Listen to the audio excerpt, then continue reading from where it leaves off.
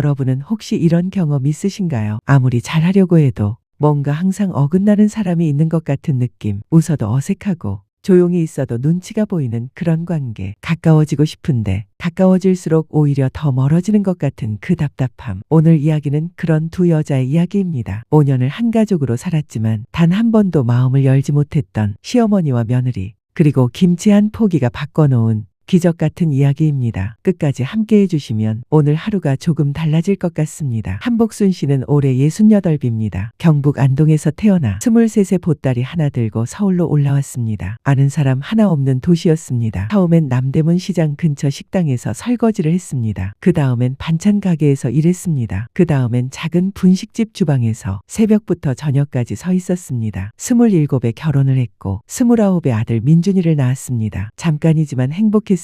그런데 민준이가 초등학교 3학년이 되던 해 남편이 갑자기 세상을 떠났습니다. 교통사고였습니다. 갑작스러운 일이었습니다. 복순 씨는 장례식장에서도 울지 않았습니다. 아들 앞에서 무너질 그날부터 복순 씨의 삶은 딱 하나의 목표로 좁혀졌습니다. 민준이 잘 키우는 것, 새벽 5시에 일어나 국물을 끓이고 밤 11시에 문을 닫는 삶을 30년 넘게 반복했습니다. 그 사이 복순 씨는 점점 말이 없어졌습니다. 감정을 표현하는 법을 잊어버린 건지 아니면 처음부터 잘 몰랐던 건지 본인도 알 수가 없었습니다. 그냥 밥을 했습니다. 고프면 밥을 차려주고 힘들면 국을 끓여줬습니다. 그게 복순 씨가 아는 사랑의 언어였습니다. 며느리 이서진 씨는 38입니다. 부산 출신으로 대학 때 서울에 올라와 자리를 잡은 사람입니다. 마포구 마케팅 회사에서 팀장을 맡고 있습니다. 밝고 솔직하고 감정 표현이 풍부한 사람입니다. 회사에서는 팀원들에게 먼저 커피를 건네고 분위기를 살피는 사람으로 통합니다. 그런데 딱 한 사람 앞에서만은 그 모든 게 사라졌습니다. 시어머니 앞에서 서진 씨는 늘 굳어버렸습니다. 처음 인사를 드리던 날부터 그랬습니다. 민준 씨 손을 꼭 잡고 들어선 복순 씨 집. 복순 씨는 서진 씨를 한번 훑어보고는 그냥 들어와라. 한마디를 했습니다. 서진 씨는 그날 밤 집에 돌아와 민준 씨에게 물었습니다. 어머니가 나 마음에 안 드시는 것 같아. 민준 씨는 웃으며 대답했습니다. 엄마가 원래 그래. 표현을 잘 못하는 사람이야. 그 말이 위로가 됐냐고요? 솔직히 별로 안 됐습니다. 결혼한 지 5년이 지났습니다. 그 5년 동안 두 사람이 단둘이 밥을 먹은 건 손에 꼽을 정도였습니다.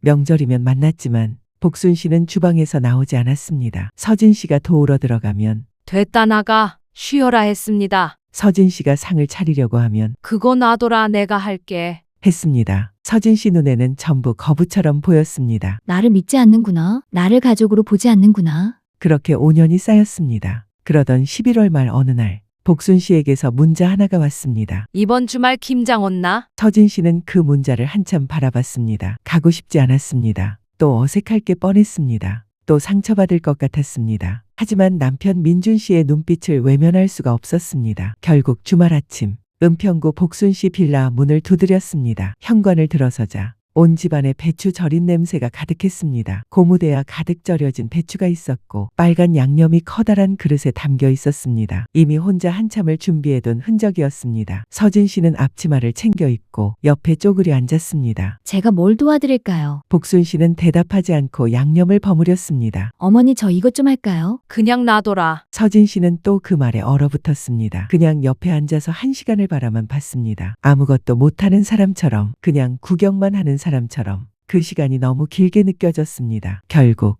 어머니 저 먼저 일어날게요. 다음에 또 올게요. 라고 하고 자리를 털었습니다. 집에 돌아와 민준 씨 앞에서 울었습니다. 나 어머니한테 필요 없는 사람인가 봐. 민준 씨는 그때도 같은 말을 했습니다. 엄마가 원래 그래. 서진 씨는 그날 처음으로 이런 생각을 했습니다. 원래 그런 사람이라는 말이 언제까지 답이 될 수 있는 걸까? 그런데 말입니다. 그날 복순 씨는 무슨 생각을 하고 있었을까요? 사실 복순 씨는 서진 씨가 오기 전날 밤 잠을 잘 자지 못했습니다. 며느리한테 김장을 시켜도 되는 건지, 손이 많이 거친 일인데 고생시키는 건 아닌지 혼자 이리저리 생각했습니다. 서진 씨 손을 본 적이 있었습니다. 명절에 설거지를 하다가 물기를 닦는 그 손을 봤습니다. 곱고 작은 손이었습니다. 복순 씨는 그 손이 마음에 걸렸습니다. 김장은 손이 많이 가는 일입니다. 배추를 들고 양념을 버무리다 보면 손등이 빨개지고 매운 기운에 따갑습니다. 그게 싫었습니다. 그러면 시키지 말았어야 하는 거 아니냐고요. 복순 씨도 그 생각을 했습니다. 그런데 그냥 옆에 있어줬으면 했습니다. 함께 있고 싶었는데 그 말을 어떻게 꺼내야 하는지 몰랐습니다.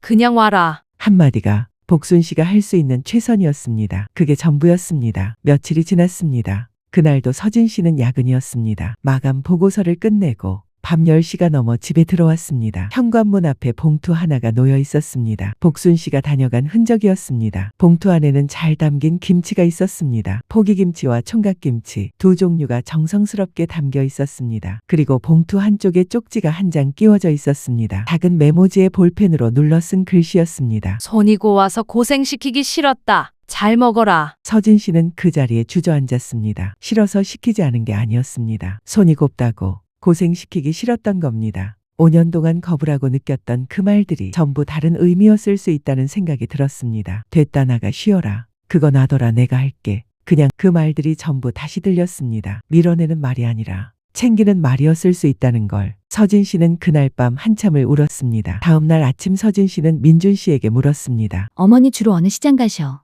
남편은 의아해하면서도 가르쳐줬습니다. 은평구 재래시장이었습니다. 서진 씨는 그 시장으로 갔습니다. 한참을 두리번거리다가 생선 가게 앞에서 복순 씨를 발견했습니다. 복순 씨는 생선을 고르고 있었습니다. 주인 아저씨와 가격 흥정을 하면서 이거 어제 들어온 거 맞아요를 3번 물었습니다. 서진 씨는 그 옆에 살며시 다가갔습니다. 어머니, 복순 씨가 고개를 들었습니다. 놀란 표정이었습니다. 왜 왔냐? 서진 씨는 웃으며 대답했습니다. 저도 배우고 싶어서요. 어머니한테 배우고 싶은 게 많아요. 복순 씨는 한동안 아무 말도 하지 않았습니다. 그러더니 그냥 걷기 시작했습니다. 서진 씨도 따라 걸었습니다. 두부 가게에서 두부를 고르고 나물 가게에서 시래기를 집어들고 총각물을 파는 할머니 앞에서 멈췄습니다. 복순 씨가 서진 씨 손을 가만히 잡았습니다. 그리고 총각무 묶는 법을 천천히 보여줬습니다. 이렇게 잡고 이쪽으로 돌려서 여기다 꽂으면 돼. 말이 많지 않았습니다. 그런데 처음으로 온기가 느껴졌습니다. 서진 씨는 그날 복순 씨 옆에서 시장을 2바퀴 돌았습니다. 돌아오는 길에 복순 씨가 말했습니다. 국밥 한 그릇 먹고 가라. 둘이 나란히 앉아 국밥을 먹었습니다. 말은 별로 없었습니다. 그래도 괜찮았습니다.